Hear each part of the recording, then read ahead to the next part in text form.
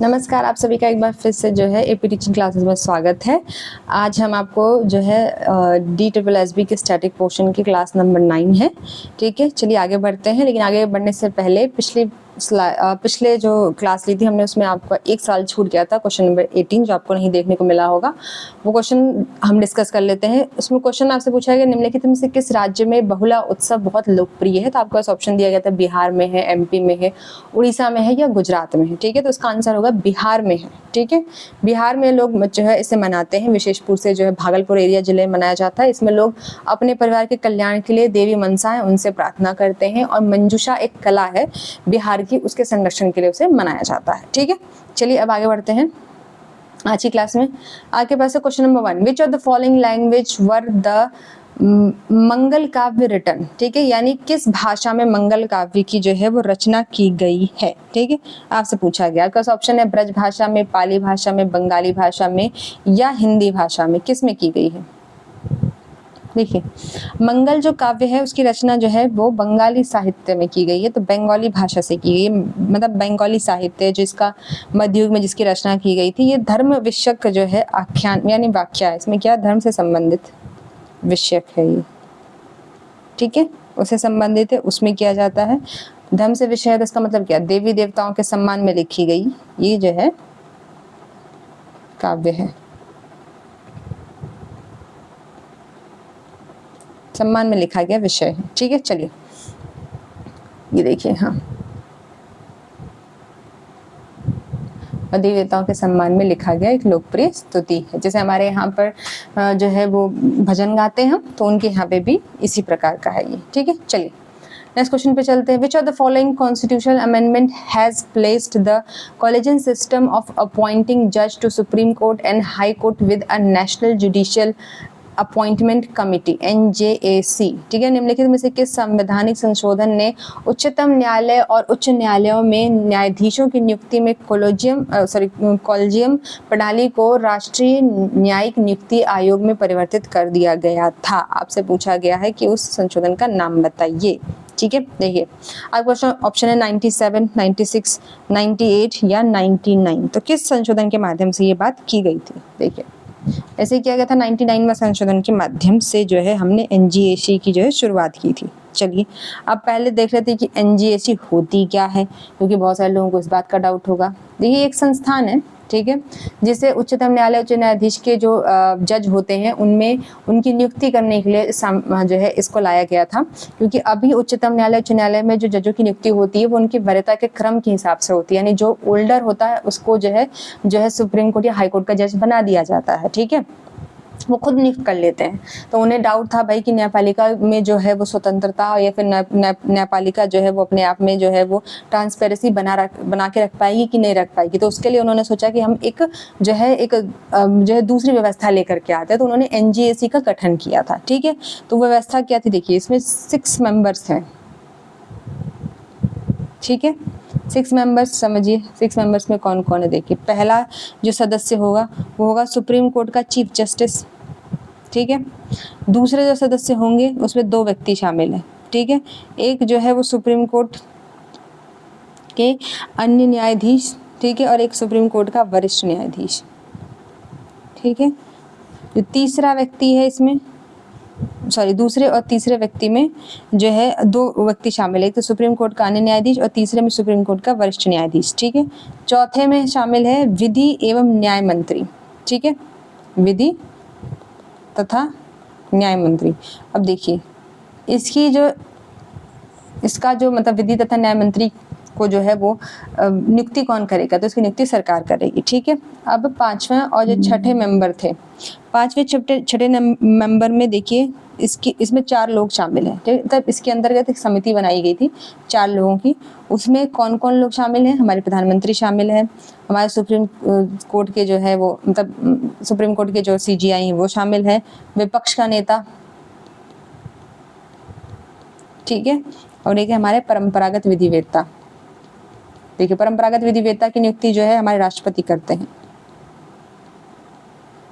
ठीक है, तो मैं आपको एक बार फिर से समझाती हूँ। देखिए, सबसे पहले क्या है, हमारे सुप्रीम कोर्ट में जो सुप्रीम कोर्ट और हमारे हाई कोर्ट दोनों में ही जो न्यायाधीश है उसकी नियुक्ति जो है वो कॉलेजियम व्यवस्था के माध्यम से होती थी, यानी वो अपने में से ही जो सबसे वरिष्ठ सदस्य होता था उसको जो है वो सुप्रीम मतलब जो है चीफ जस्टिस बना देते थे। ठीक है, तो सरकार को ये लगा कि इस प्रकार से जो न्यायपालिका की पारदर्शिता है या उसके कार्य करने की जो क्षमता है वो प्रभावित हो सकती है, तो उन्होंने एक दूसरी जो है व्यवस्था लाने की कोशिश की जिसको हम कहते हैं NJAC। ठीक है, तो इसमें 6 सदस्य हैं। तो उसका जो पहला सदस्य वो होगा सुप्रीम कोर्ट का CJI, chief justice of India. ठीक है, दूसरा और तीसरा सदस्य में सुप्रीम कोर्ट के जो है अन्य न्यायाधीश या कोई भी ऐसा न्यायाधीश जो कि उम्र में बड़ा हो वो दूसरे और तीसरे नंबर के सदस्य होंगे। ठीक है, जो चौथा सदस्य होगा विधि और न्याय मंत्री होगा, जिसकी नियुक्ति जो है जो हमारी जो सरकार है करंट में, मान लीजिए बीजेपी की सरकार है तो वो करेगी। ठीक है, और पांचवें जो छठवें मेंबर है, ठीक है, वो कैसे बनाए जाएंगे? पांचवें और छठवें मेंबर का जो चयन है वो एक समिति करेगी जिसमें 4 लोग होंगे। ठीक है, कौन कौन से 4 लोग होंगे? हमारे प्रधानमंत्री होंगे, हमारे सुप्रीम कोर्ट के CJI होंगे, हमारे विपक्ष का नेता होगा और परंपरागत विधिवेत्ता होगा जिसकी नियुक्ति राष्ट्रपति करता है। अर्थात 4 लोग मिलकर के डिसाइड करेंगे कि 5वां और 6वां मेंबर कौन होगा। ठीक है, आई होप आपको समझ में आ गई होगी कि NJAC की पूरी संरचना कैसी है। हालांकि आपको ये याद रखना है कि ये व्यवस्था बाद में लागू नहीं हो पाई थी, NJAC को लाया जरूर गया था लेकिन ये लागू नहीं हुआ। ठीक है, देखिए 2015 में इस व्यवस्था को लाने का प्रावधान किया गया था।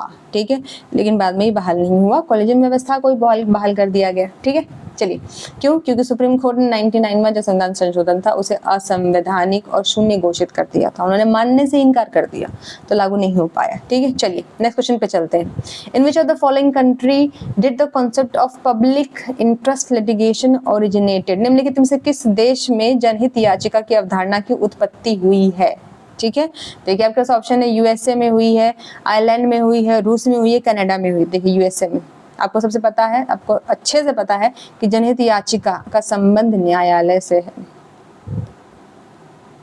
और न्यायालय हमने USA के संविधान से लिया है। जनहित याचिका का मतलब ये होता है कि मान लीजिए अगर आप, ठीक है, कोई पीड़ित व्यक्ति हैं, कोई शोषित व्यक्ति हैं, ठीक है, और जो है ऐसे समझिए, देखिए इस प्रकार समझिए, जो जनहित याचिकाएं होती हैं ना वो किसी भी समुदाय, ये आपको कॉन्सेप्ट याद रखना है किसके बारे में बात हो रही है, समुदाय। ठीक है,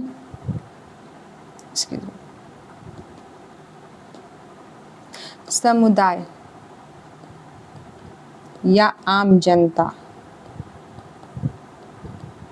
इनके जब कानूनी हित प्रभावित होते हैं, ठीक है, तब उसके लिए जो है हम क्या करते हैं, जनहित याचिका को दायर करते हैं। याद रखिएगा जनहित याचिका सिर्फ समुदाय हितों के लिए जारी की जा सकती है, आप व्यक्तिगत हितों के लिए जनहित याचिका दायर नहीं कर सकते हैं। और जो है आप इसे सिर्फ सर्वोच्च न्यायालय में या उच्च न्यायालय में ही दायर कर सकते हैं। ठीक है, सुप्रीम कोर्ट या हाई कोर्ट में ही, आप अधीनस्थ न्यायालय में नहीं जा सकते हैं, डिस्ट्रिक्ट कोर्ट में नहीं जाएंगे आप, इसके लिए पंचायत में नहीं जाएंगे, इसके लिए आप या तो सुप्रीम कोर्ट में जाएंगे या हाई कोर्ट में जाएंगे। ठीक है, आई होप आपको जो है वो समझ में आया होगा। ठीक है, कि सार्वजनिक जो चिंताएं होती, जो सार्वजनिक विषय हैं, ऐसे विषय जो समुदाय को प्रभावित करते हैं बड़े स्तर पर, ठीक है, उन्हें हम जो है जनहित याचिका के अंतर्गत रखते हैं। ठीक है, चलिए अब इसमें हम जान लेते हैं कि भारत में जब जनहित याचिका थी वो आई थी 1960 के दशक में। ठीक है, अमेरिका में जनहित याचिका जो है वो 1960 के, सॉरी भारत में नहीं, 1960 के दशक में US में जो है वो आई थी। ठीक है, भारत में इसकी शुरुआत 1980 से होती है। ठीक है, यानी 20 साल बाद। ठीक है, और भारत में इसके जनक थे जस्टिस PN भगवती, इनका नाम बहुत फेमस है, ये PN भगवती, याद रखिएगा इनका नाम। PN भगवती हैं और कृष्ण अय्यर, इनका नाम आपसे पूछ लेता निम्नलिखित में से कौन से जो हैं व्यक्ति जो है वो जनहित याचिका से संबंधित हैं भारत के कॉन्टेक्स्ट में, तो PN भगवती और कृष्ण अय्यर, ये नाम बहुत इंपॉर्टेंट है, डेफिनेटली याद रखिएगा। चलिए ये देखते हैं, ये देखिए ये वही बात है जो मैंने आपको बताई, अमेरिका में 1960 में आया था, भारत में 1980 में आया था। ये देखिए PN भगवती और कृष्ण अय्यर का नाम यहाँ पे लिखा हुआ है। चलिए आगे बढ़ते हैं। अब question number 4, which of the following is not true about desert soil, निम्नलिखित में से कौन सा रेगिस्तानी मृदा के बारे में सच नहीं है। आपके पास ऑप्शन है seen under arid and semi arid condition, ठीक है, low salt content, nitrogen is insufficient and phosphate is normal, lack of moisture और ह्यूमस। देखिए रेगिस्तानी मृदा आपको पता ही होती है कैसी होती है, ठीक है, उसमें नमी और ह्यूमस की कमी होती है, डेफिनेटली होती है। ये स्टेटमेंट जो है सच में सही बात है। आपसे कौन सा स्टेटमेंट गलत है ये पूछा है, तो ये स्टेटमेंट तो सही है, ठीक है। फिर उसमें नाइट्रोजन अपर्याप्त और फॉस्फोरस समान होता है, ये बात भी 100% सही है। भाई उसमें नाइट्रोजन एक उर्वरक पदार्थ है, एक उर्वरक चीज होती है, वो मृदा में पाई जाएगी तो वो मृदा की उर्वरता को बढ़ाएगी। और जो रेगिस्तानी मृदा होती है उसमें नाइट्रोजन नहीं पाया जाता है, नहीं तो वो उर्वरक नहीं होती है ना, तो ये यानी नहीं पाया जाता, तो ये स्टेटमेंट भी सही है। वो जो है एरिड और सेमी एरिड कंडीशन में पाई जाती है, सही बात सही है, ठीक है। उसमें नमक का कंटेंट कम होता है, ये बात गलत है, ठीक है। नमक का कंटेंट ज्यादा होता है भाई, रेगिस्तानी मृदा में नमक का कंटेंट ज्यादा होता है, ठीक है। तो इसीलिए जो है आपका ऑप्शन बी इसमें सही होगा, क्योंकि आपसे गलत जो है वो स्टेटमेंट पूछा है, ठीक है। चलिए ये देखिए यहाँ पे लिखा है कि भारत के लगभग 31.7 लाख हेक्टेयर भूमि पर जो है रेगिस्तानी मृदा पाई जाती है, ठीक है। शुष्क और अर्धशुष्क जलवायु क्षेत्र में पाई जाती है। आपको पता ही है कि जो डेजर्ट होते हैं वो शुष्क और अर्धशुष्क ही होते हैं, ठीक है, क्योंकि इसके कण मोटे और रेतीले होते हैं, इसलिए उसमें जनगणना क्षमता होती नहीं है, तो नाइट्रोजन वहाँ पे पाया ही नहीं जाएगा। उसमें कैल्शियम इत्यादि, कैल्शियम और फॉस्फेट, ठीक है, फॉस्फेट या लवण को कहते हैं, नमक को कहते हैं फॉस्फेट, वो ज्यादा होता है। इसमें आप बाजरा, मोठ या मूंग की फसल जो है उगा सकते हैं, ठीक है। चलिए आगे बढ़ते हैं। क्वेश्चन नंबर 5 है dash ocean has the largest number of trench, dash महासागर में गर्त की सबसे बड़ी संख्या है, यानी गर्त जो है महासागरीय गर्त सबसे ज्यादा कौन से जो है महासागर में पाए जाते हैं। देखिए सबसे पहले आप समझिए कि गर्त होते क्या हैं, ये देखिए यहाँ समझिए आप, ये देखिए महासागर की जो सबसे गहरा हिस्सा होता है, जो सबसे एंड बिंदु होता है, जो सबसे बहुत ही ज्यादा डीप जो हिस्सा होता है उसको हम बोलते हैं ओशियन ट्रेंच, ठीक है। आप इसके मामले में समझ सकते हैं। आप ये मत सोचिएगा कि महासागर अंदर से समतल होता है, नहीं, उसमें भी बहुत सारे स्टेजेस पाए जाते हैं। उसमें आइसलैंड मिलेंगे, रिज मिलेंगे, फिसलन मिलेगी, वहाँ पे मैदान भी मिलते हैं आपको, ठीक है, और आपको वहाँ पे गहराई भी मिलती है जिसको हम ओशियन ट्रेंच कहते हैं, ठीक है। चलिए ऊपर समझते हैं। देखिए यहाँ पे देखिए देखिए प्रशांत महासागर में टोटल जो है वो 32 ट्रेंच पाए जाते हैं, ठीक है। फिर जो है आर्कटिक महासागर में आपको ट्रेंच नहीं मिलते हैं, ठीक है। अटलांटिक महासागर में जो है 19 पाए जाते हैं और हिंद महासागर में जो है 6 पाए जाते हैं। तो देखिए इन 6 का नाम याद करना बहुत ईजी, तो सबसे पहले आप देख लीजिए, इसमें एक आता है सुंडा गर्त, ठीक है। फिर एक का नाम है मॉरिशियस गर्त,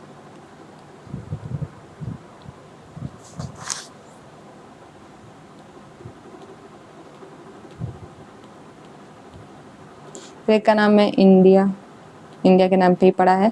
फिर इसका नाम है साइलोन, सोमालिया और मेडागास्कर।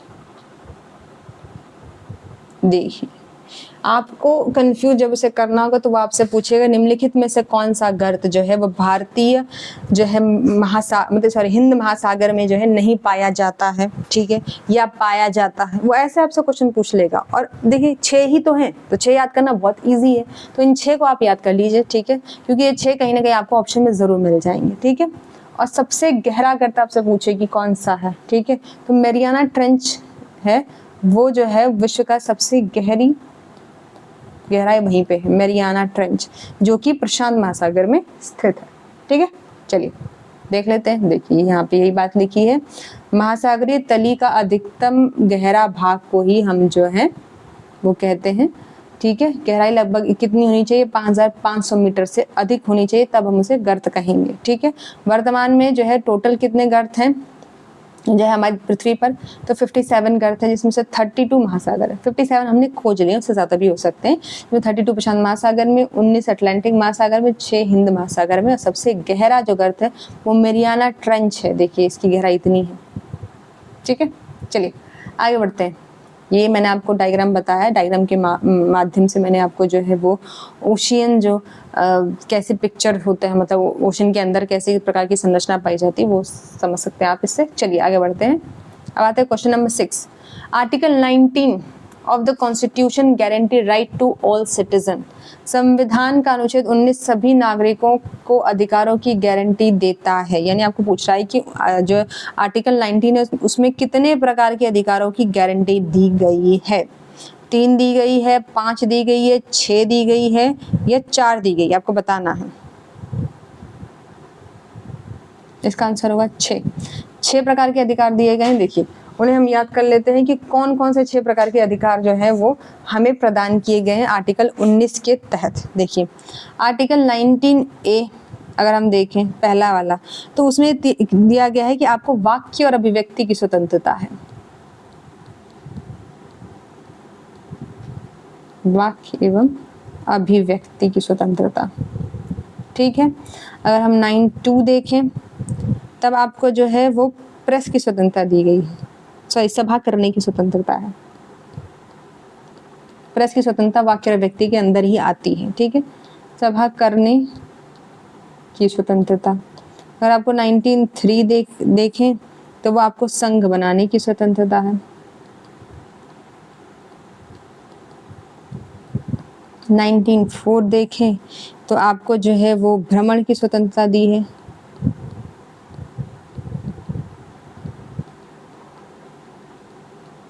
ठीक है। और 19(5) आप देखें तो आपको आवास की स्वतंत्रता है।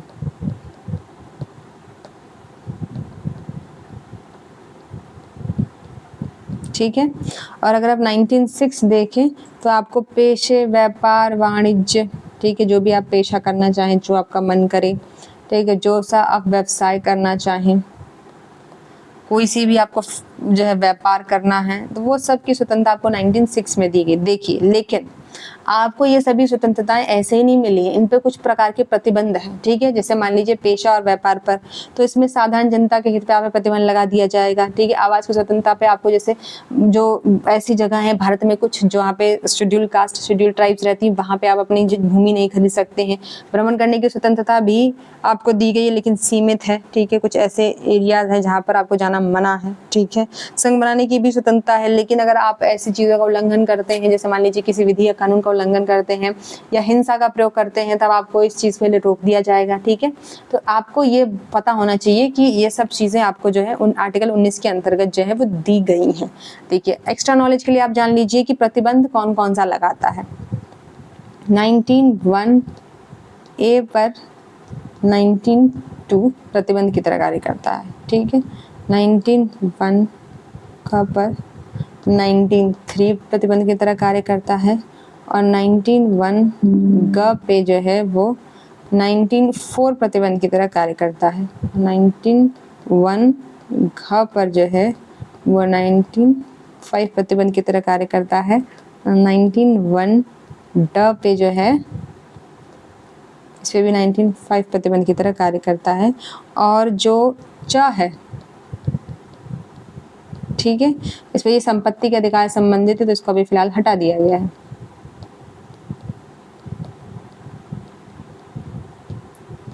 ठीक है। अब एक बचता है 19(1)(6), ठीक है। इस पे 19(6) जो है वो प्रतिबंध की तरह कार्य करता है। तो आपको ये भी याद रखना है, क्योंकि कई बार अगर आपको कठिन सवाल देने का मूड हो गया एग्जामिनर का कि चलिए भैया बच्चों को फंसाते हैं इस टाइप का, तो वो आपसे ये भी पूछ सकता है, ठीक है। चलिए तो आगे बढ़ते हैं। अब क्वेश्चन नंबर 7 है, the headquarter of union national population fund is located at. आपको बताना है कि संयुक्त राज्य जनसंख्या कोष का मुख्यालय कहाँ पर स्थित है, ठीक है। न्यूयॉर्क में है, जनेवा में है, वॉशिंगटन डीसी में है या पेरिस में। देखिए इसका मुख्यालय जो है वो न्यूयॉर्क में है। कहाँ है? न्यूयॉर्क में, ठीक है। चलिए आगे बढ़ते हैं। क्वेश्चन नंबर 8 है, fusion between one large non motile या static female gametes and a smaller motile male gametes in algae is termed as. शैवाल में एक बड़े गैर प्रेरक मादा गैमेट या एक छोटे अभिप्रेरित पुरुष गैमेट के बीच संलयन को हम क्या कहते हैं, ठीक है। जूस्पोर, ठीक है, आइसोगेमस, उगेमस या अनिसोगेमस, ठीक है। आपको क्या कहा जाता है, टर्म का नाम आपको बताने से क्या कहते हैं, ठीक है, देखिए इसे कहते हैं ओगेमस। ठीक है, ये एक प्रकार का मतलब जो है विषम लैंगिक जनन होता है, जिसमें एक बड़े, ठीक है, जो गैर मादा गैमेट्स होते हैं वो एक छोटे गतिशील गैमेट्स के साथ जो है मतलब उनकी एक अभिक्रिया कराई जाती है, जो ज़्यादातर मतलब जानवरों में ही पाया जाता है और कुछ कुछ पौधों में भी पाया जाता है। ठीक है, देखिए ये इसको आप इस तरीके से समझिए, ये देखिए यहाँ पे लिखा हुआ है, ये देखिए पौधों और जानवरों में कैसे कराई जाती है। देख रहे हैं आप पौधों को, ये देखिए, ठीक है, ये देखिए अगर आप ह्यूमंस में देखना चाहते हैं तो कैसे की जाती है। ठीक है, ह्यूमंस के माध्यम से आप इसे आसानी समझ सकते हैं। ये देखिए यहाँ पे आपको एग्जाम्पल दिया गया है किन किन पौधों में, ब्रायोफाइटा, फर्न, जिम्नोस्पर्म, शैवाल में जो है ये सब चीज़ें पाई जाती हैं। ठीक है, चलिए आगे बढ़ते हैं।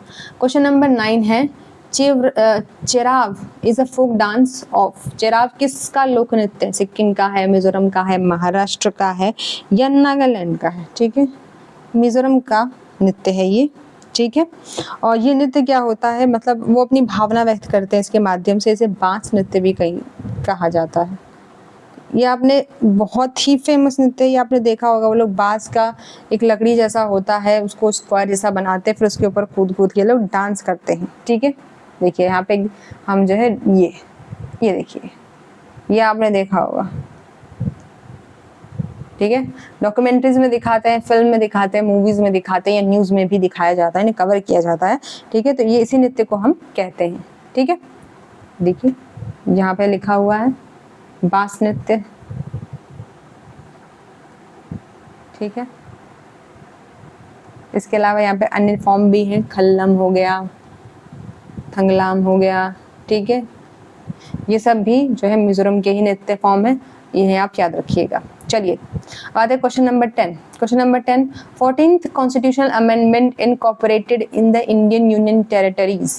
ठीक है, यानी ये आपसे पूछ रहा है कि 14वें संविधान संशोधन के माध्यम से किस राज्य को भारत के जो है भारतीय संघ में शामिल किया गया? दादर नगर हवेली को, गोवा को, दमन दीव को, पुडुचेरी को, किसे जो है इस संशोधन के माध्यम से भारत में जोड़ा गया था? तो भारत में पुडुचेरी को इसके माध्यम से जोड़ा गया था। ठीक है, 1962 में आया था ये संवैधानिक संशोधन, जिसके माध्यम से जो है हमने पुडुचेरी को भारत में केंद्र शासित यानी यूटी के रूप में स्वीकार किया था। ठीक है, अब देखिए इसके साथ साथ जो है हमने क्या किया था, हिमाचल प्रदेश हो गया। ठीक है, हिमाचल प्रदेश, मणिपुर, त्रिपुरा, गोवा, दमन एंड दीव। ठीक है, को क्या हुआ था जो है विधानमंडल एवं मंत्रिपरिषद का भी गठन जो है इसी के माध्यम से करने का उन्हें अधिकार मिला था। यानी वो अपने यहाँ पे विधानसभाएं बना सकते हैं या विधान परिषद का गठन कर सकते हैं और मंत्रिपरिषद का भी गठन कर सकते हैं। ठीक है, ये देखिए एक्सप्लेनेशन में यही लिखा है, 1962 में किया गया था। ठीक है, हिमाचल प्रदेश, मणिपुर, त्रिपुरा, गोवा, दमन एंड दीव और पुडुचेरी को विधानमंडल और मंत्रिपरिषद का वहाँ पे गठन हुआ था। ठीक है, चलिए question number 11, this famous personality was awarded the knighthood in 1915 but he returned it in 1919 as a protest against the Jallianwala Bagh massacre. Who was he? एक प्रसिद्ध व्यक्ति को 1915 में नाइटहुड की से सम्मानित किया गया था, लेकिन उन्होंने 1919 में जलियांवाला बाग हत्याकांड के विरोध में इसे वापस कर दिया था। वो कौन है? ठीक है, महात्मा गांधी, एनी बेसेंट, अरविंद घोष, रविन्द्रनाथ टैगोर। देखिए ये बहुत ही फेमस किस्सा है, रविन्द्रनाथ टैगोर को दिया गया था जो है वो नाइटहुड की उपाधि और उन्होंने वापस कर दी थी। ठीक है, चलिए नेक्स्ट क्वेश्चन पे चलते हैं।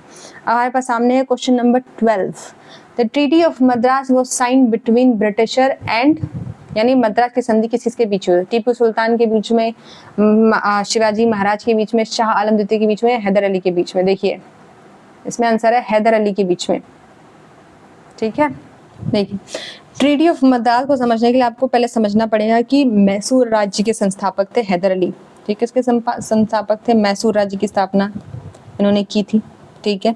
अंग्रेजों के साथ जब इनका जो है वो फाइट हुई थी, तो 3 युद्ध हुए थे, 3 आंग्ल मैसूर युद्ध। पहला आंग्ल मैसूर युद्ध आपको 1765 से जो है 69 के बीच में मिलेगा। दूसरा आंग्ल मैसूर युद्ध आपको 1780 से जो है 84 के बीच में मिलेगा। और तीसरा आंग्ल युद्ध आपका 1790 से जो है 1992 में। और चौथा आंग्ल युद्ध, 4 आंग्ल युद्ध हुए थे आपका 1799 में हुआ था। ठीक है, देखिए पहला जो आंग्ल मैसूर युद्ध था, ठीक है, ये हैदर अली ने लड़ा था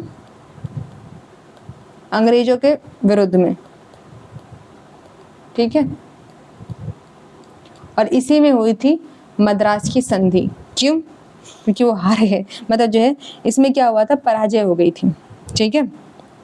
और इनके साथ उसमें जो मराठा भी शामिल थे, और जो हैदराबाद के जो निज़ाम थे उन्होंने मिल करके जो है ब्रिटिश के खिलाफ जो है वो लड़ाई लड़ी थी, लेकिन इसमें जो है वो लोग हार गए थे। तो हैदर अली के साथ जो है 1769 में, ठीक है, उन्होंने मद्रास की संधि की थी। ट्रीटी ऑफ मद्रास कब हुई थी? 1769 में उन्होंने जो है ये संधि की थी। इन्हें क्या हुआ था, जो क्षेत्र इन्होंने जीते थे युद्ध में, उन्हें वो वापस करने पड़ गए थे, ठीक है। तो ट्रीटी ऑफ मद्रास के संबंधित है, ठीक है, वो 1769 में हुई थी। और ये जो है पहले आंग्ल मैसूर युद्ध से संबंधित है, और ये हैदर अली और ब्रिटिश के बीच में लड़ाई हुई थी, जिसमें हैदर अली हार गए थे, ठीक है। चलिए अब हम बाकी संधियां भी हुई थी, दूसरे को देख लेते हैं। देखिए दूसरे आंग्ल युद्ध में जो है वो सालबाई की संधि हुई थी। की संधियां बहुत फेमस है, इनको पूछता है, ठीक है। सालबाई की संधि हुई थी, ठीक है। देखिए इसमें भी जो है, इसे भी हैदर अली ने ही लड़ा था, ठीक है। लेकिन इस युद्ध के अंत में जो है हैदर अली की मृत्यु हो जाती है, ठीक है। ये इसमें 2 इंपॉर्टेंट चीज़ है। अब देखिए जो तीसरा जो एंग्लो मैसूर युद्ध था, उसमें 1792 में श्रीरंगपट्टनम की संधि हुई थी। श्रीरंगपट्टनम की संधि हुई थी, ठीक है। लेकिन ये संधि जो हुई थी वो, क्योंकि हैदर अली की मृत्यु हो गई, तो टीपू सुल्तान और अंग्रेजों के बीच में हुई थी, ठीक है, याद रखिएगा। ओके, अब देख लेते हैं चौथा जो आंग्ल मैसूर युद्ध हुआ था, उसमें जो है वो टीपू सुल्तान की हार हो गई थी, ऑफ कोर्स, ठीक है। और उन्हें जो है वो मतलब उनकी डेथ हो गई थी चौथे आंग्ल मैसूर युद्ध में। इसके साथ ही हम देखते हैं कि जो मैसूर राज्य था, ठीक है, वो काफ़ी समाप्त हो गया था, उनको काफी नुकसान हुआ था, ठीक है। चलिए अब नेक्स्ट क्वेश्चन पे चलते हैं। Which of the following is not example of element gas? निम्नलिखित में से कौन सा तात्विक गैस का उदाहरण नहीं है? आगे पास ऑप्शन है कार्बन डाइऑक्साइड, हाइड्रोजन, ऑक्सीजन और नाइट्रोजन, ठीक है। आपको क्वेश्चन में ध्यान से देखिए, पूछा है नहीं है का नहीं पूछा है, यहाँ पे बहुत ध्यान से पढ़िएगा आप क्वेश्चन। तो देखिए सबसे पहले हम समझ लेते हैं कि कौन कौन सी जो गैसें जो है एलिमेंट गैसें कौन कौन सी होती हैं, ठीक है। एलिमेंट गैसों का उदाहरण है हाइड्रोजन, फिर है नाइट्रोजन, फिर है ऑक्सीजन, फिर है फ्लोरीन, जिसे हम फ्लोरीन बोल रही हूँ, फ्लोरीन, ठीक है। फिर है क्लोरीन, आप अपने घरों में क्लोरीन का इस्तेमाल करते होंगे साफ सफाई के लिए, ठीक है, क्लोरीन। फिर आता है हीलियम, नियॉन, आर्गन, ये आपको मैंने पहले ही पढ़ाए हैं, ठीक है, क्रिप्टॉन और हेक्सन, ठीक है। ये एलिमेंट गैसों के उदाहरण है, आपको ये याद रखने हैं, ठीक है। देखिए अब आप पहचान लीजिए कौन कौन सा इसमें शामिल नहीं है। हाइड्रोजन शामिल है, ऑफ कोर्स हाइड्रोजन शामिल है, देखिए ये रहा। ऑक्सीजन शामिल है, हाँ जी। नाइट्रोजन शामिल है, हाँ। क्या कार्बन डाइऑक्साइड आपको कहीं भी मैंने जो बताया उस लिस्ट में शामिल है? नहीं। तो ये आपका आंसर ए सही होगा, ठीक है। चलिए यानी कार्बन डाइऑक्साइड जो है एलिमेंट गैस नहीं है। चलिए आगे बढ़ते हैं। Question number 14, primary land development bank operate at level, प्राथमिक भूमि विकास बैंक स्तर पर संचालित होते हैं किस पे? डिस्ट्रिक्ट स्तर पर, राज्य स्तर पर, टाउन स्तर पर, या फिर जो है वो राष्ट्रीय स्तर पर? किस स्तर पर जो है इनका संचालन किया जाता है? देखिए ये तो बहुत सिंपल क्वेश्चन है, जिला स्तर पर इनका संचालन किया जाता है, ठीक है। इनकी स्थापना 1929 में हुई थी मद्रास में, ठीक है। किसानों को दीर्घकालिक ऋण प्रदान करने के लिए किया गया था।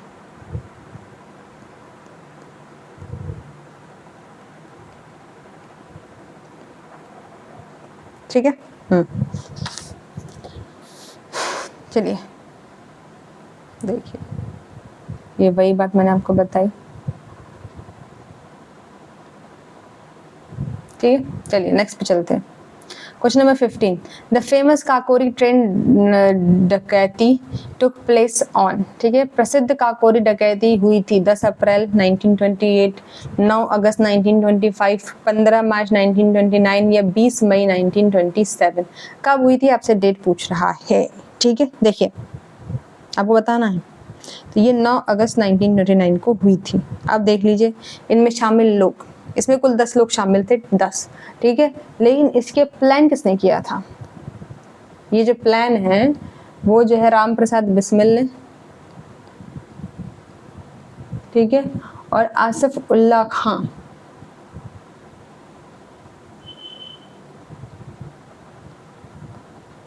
उन्होंने ये प्लानिंग की थी। इसमें जो शामिल मेंबर हैं उनको देख लीजिए, 10 मेंबर शामिल हैं, ठीक है। एक तो राम प्रसाद बिस्मिल शामिल है इसमें, एक मैंने आपको जो है आसिफुल्लाह खां के बारे में बताया तो वो शामिल है, ठीक है। फिर चंद्रशेखर आजाद, इनका नाम तो आपने सुना ही होगा, ठीक है। फिर है राजेंद्र लहरी,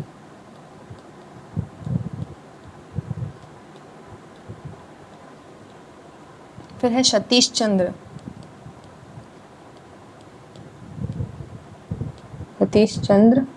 बख्शी, फिर आते हैं केशव चक्रवर्ती,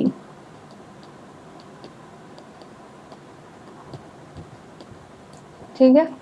फिर आते हैं मुरारी लाल खान,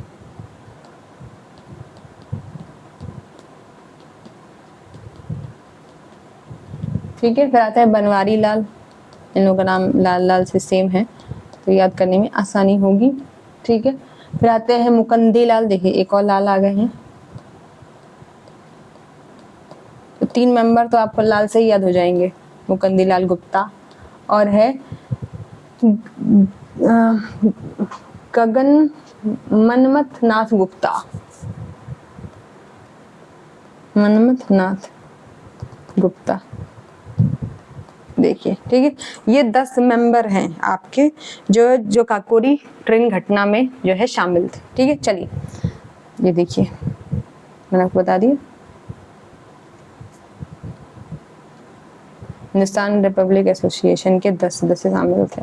अब इसी क्वेश्चन के साथ आपको हिंदुस्तान रिपब्लिक एसोसिएशन के 10 सदस्यों का नाम भी याद हो गया, क्योंकि आपसे जब पूछता है तो कई बार वो मेंबर्स भी पूछ लेता है, ठीक है। चलिए आगे बढ़ते हैं। ये है राम प्रसाद बिस्मिल, ठीक है, ये डकैती जो कर रहे थे, ठीक है। चलिए आगे बढ़ते हैं। क्वेश्चन नंबर 16 आता है बस, Tapi river discharge it's water in, Tapi river अपना नदी में अपना पानी निर्वहन करती है, ठीक है। तापी नदी अपना पानी निर्वहन करती है, यानी अपना पानी जो है वो कहाँ छोड़ती है? बंगाल की खाड़ी में, ठीक है। देखिए ये सही नहीं है, बंगाल की खाड़ी में नहीं छोड़ती, तापी नदी उस तरफ नहीं बहती, तापी नदी पश्चिमी भारत की नदी है, ठीक है। हिंद महासागर में ना, अंडमान सागर में ना, अंडमान सागर तो बंगाली खाड़ी की तरफ पड़ता है, ठीक है। तो अरब सागर, तो आंसर जो है डी सही होगा। देखिए अब मैं आपके माध्यम से समझते हैं, देखिए ये है तापी नदी, ये यहाँ से बह रही है, ठीक है। तो ये देखिए बंगाल की खाड़ी ये रहा, तो इसको हम सही नहीं कर सकते। इंडियन ओशन ये है बहुत बड़ा, तो इसको भी सही नहीं कर सकते। अरब सागर में ये गिर रही है। अब देखिए हम इसको डिटेल में समझ लेते हैं। ये देखिए तापी रिवर यहाँ से बहती हुई आ रही है, इसकी अन्य सहायक नदियाँ इसके साथ जो है वो मिल रही हैं। यहाँ पे तापी बहते बहते बहते बहते ये यहाँ आकर के गिर जाती है, ये देखिए यहाँ के गिर जाती है, ठीक है, सूरत के इधर से। आई होप आप समझ गए होंगे, ठीक है, कि तापी नदी का प्रवाह कैसे है। चलिए अब चलते हैं नेक्स्ट क्वेश्चन पे, ठीक है। नेक्स्ट क्वेश्चन है क्वेश्चन नंबर 17, बृहदेश्वर मंदिर वंश के साथ जुड़ा है, यानी Brihadeshwara temple is associated with dynasty, किस डायनेस्टी के साथ जुड़ा है? चोल के साथ, चालुक्य के साथ, सोलंकी के साथ या पल्लवों के साथ, किसके साथ जुड़ा हुआ है? देखिए ये क्वेश्चन बहुत सिंपल है, चोल वंश के साथ जुड़ा हुआ है, ठीक है। देखिए कुछ बेसिक्स हम देख लेते हैं। देखिए चोल वंश जो है उसका शासन काल था 300 ईसा पूर्व से 1279 ईसा पूर्व, ठीक है। और इसके संस्थापक थे विजयालय, ये इसके संस्थापक थे, ठीक है। चालुक्य वंश को हम देखें तो इसका शासनकाल 543 ईसा पूर्व से जो है 753 ईसा पूर्व में आता है। इनके संस्थापक थे पुलकेशिन फर्स्ट। पुलकेशिन द्वितीय जो है वो बहुत लोगों ने सुना होगा, लेकिन पुलकेशिन प्रथम ने इसकी स्थापना की थी, याद रखिएगा। द्वितीय के साथ इसको कंफ्यूज मत कीजिएगा। सोलंकी जो राजवंश है ये गुजरात और राजस्थान के एरिया में पाए जाते हैं। 1940 CE से यानी ईसा पूर्व से 1244 ईसा पूर्व में इनका शासन था। मूल राज प्रथम जो है वो इसके संस्थापक थे, ठीक है। फिर आते हैं पल्लव वंश, इनका 275 से जो है वो 897 ईसा पूर्व जो इनका शासनकाल था। और सिंह विष्णु जो है वो इसके संस्थापक थे, ठीक है। देखिए अब आपको एक चीज और करनी है, ठीक है, कि चोल चालुक्य और ये पल्लव राजवंश में उन्होंने जो जिस भी मंदिर का, ठीक है, निर्माण कराया है उन्हें आपने याद कर लेना है, एक जगह लिख करके उसकी लिस्ट बना लेनी है, ठीक है, ताकि आप जो है इन सब चीजों में कंफ्यूजन ना हो, क्योंकि चोल और चालुक्यों में हमेशा कंफ्यूजन रहता है, ठीक है। चलिए आगे बढ़ते हैं। ये देखिए ये है वृद्धेश्वर मंदिर, बाहर से ऐसा दिखता है, अंदर से उसकी कुछ झलकियां इस प्रकार है। ये देखिए कितना सुंदर बनाया उन लोगों ने, नंदी भी बने हैं, ठीक है। चलिए आगे चलते हैं। ये देखिए ये यहाँ पे ग्रेनाइट पत्थर से निर्मित है, ठीक है, और इसका निर्माण राजा प्रथम ने करवाया था। 5 वर्ष की अवधि में बन के ये तैयार हुआ था। तो आप ये भी याद कर सकते हैं कि इसका निर्माण राजा प्रथम ने करवाया था। तमिलनाडु के तंजौर जिले में स्थित है। कहाँ पे स्थित है? तमिलनाडु के तंजौर जिले में, ठीक है। ये स्टार लगा लीजिए, ये जो है इंफॉर्मेशन आपके लिए बहुत जरूरी है। चलिए नेक्स्ट क्वेश्चन पे चलते हैं। Question number 18, dash is a type of religious song often sung to a newly wed bride or to an unmarried girl who is expected to get married in near future। एक प्रकार का धार्मिक गीत है जिसे अक्सर एक नवविवाहित दुल्हन या एक अविवाहित लड़की के लिए गाया जाता है जिसकी निकट भविष्य में शादी होने की उम्मीद है। उसका नाम है लाडली शाह, झूरी, आंचलिया या चाकरी। देखिए ये थोड़ा टफ क्वेश्चन है, इस प्रकार के जो क्वेश्चन होते हैं वो टफ होते हैं, ठीक है। ये जो है हिमाचल प्रदेश की जो महिलाएं गाती हैं, ठीक है, एक प्रकार का धार्मिक गीत है। क्या है? धार्मिक गीत।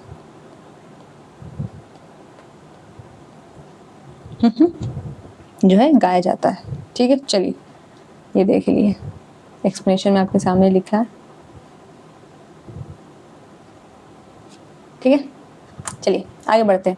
क्वेश्चन नंबर 19 है, who got the title of Ulugh Khan for defeating the Mongols. Mongols को हराने के लिए उल्गू खां का खिताब किसे मिला था? फिरोज शाह तुगलक को, बलबन को, अलाउद्दीन खिलजी को या सिकंदर लोदी को, ठीक है। किसे दिया गया था ये आपको बताना है। देखिए ये जो उपाधि है ये बलबन को दी गई थी। देखिए सबसे पहले आपको याद होना चाहिए कि जितने भी ये शासक आए हैं, ठीक है, बलबन हो गए, फिरोज शाह तुगलक हो गया, अलाउद्दीन खिलजी हो गया, सिकंदर लोदी हो गया, इन सब ने कोई ना कोई उपाधियां धारण की है। तो आपको उन उपाधियों को जरूर डेफिनेटली याद रखना है। हम भी आपको कराएंगे, लेकिन आपको खुद से भी इन्हें याद रखना है। ये बलबन की फोटो है, ठीक है। तो बलबन को ये जो है कहते हैं ये उपाधि दी गई थी जब उन्होंने मंगोलों को हराया था, ठीक है, तब उन्हें ये उपाधि प्रदान की गई थी, ठीक है। चलिए आगे बढ़ते हैं। अब आपका आज का आखिरी क्वेश्चन है, which was the treaty of Porbandar sign, अच्छा when was the treaty of Porbandar sign, यानी पोरबंदर की संधि पर हस्ताक्षर कब किए गए थे, ठीक है। चलिए देखते हैं। आपके पास ऑप्शन है 1776 में, 1770 में, 1779 में या 1782 में। कब किया गया था, ठीक है। तो पोरबंदर सबको पता है सूरत में स्थित है, ठीक है। तो इसमें 1776 में जो है इस पे साइन किया गया था। किसके बीच में हुई थी? तो रघुनाथ राव वर्सेस अंग्रेजों के बीच में हुई थी, ठीक है।